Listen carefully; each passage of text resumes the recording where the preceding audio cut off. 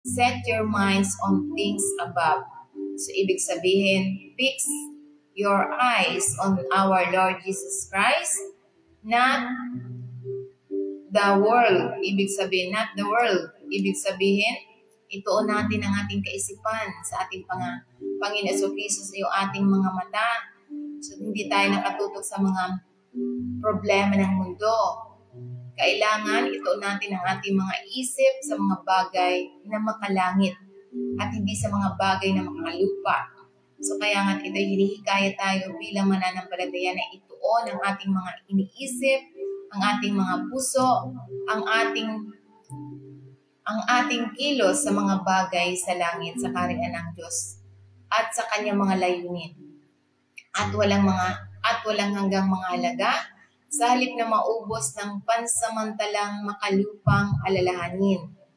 Ang salitang mapagmahal, ang salitang pagmamahal dito ay tumutukoy ang ating pag-iisip, pagnanasa, at pag-focus na dapat nakatuon lamang tayo sa makalangit. Ibig sabihin, yung ating iniisip, salita ng Diyos, ang ating pananalita, ay salita ng Diyos, ang ating kinikilos ay yung layunin ng Diyos sa bawat isa sa atin.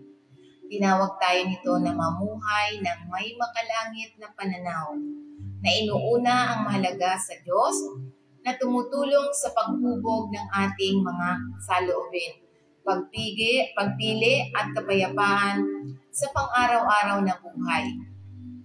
So kaya nga, ito yung sinasabi na dumarating ang walang hanggang kagalakan kapag ang ating isipan ay nakaangkla sa katotohanan ng Diyos at hindi sa kawalang tatag ng sanlibutan. Kaya nga, ano ang dapat nating gawin? Pakainin natin ang ating spiritual ng banal na kasulatan. Hindi yung mga takot ng sanlibutan o yung mga pananakot ng sanlibutan ito. So kaya nga, ito'y mahalagang mensahe.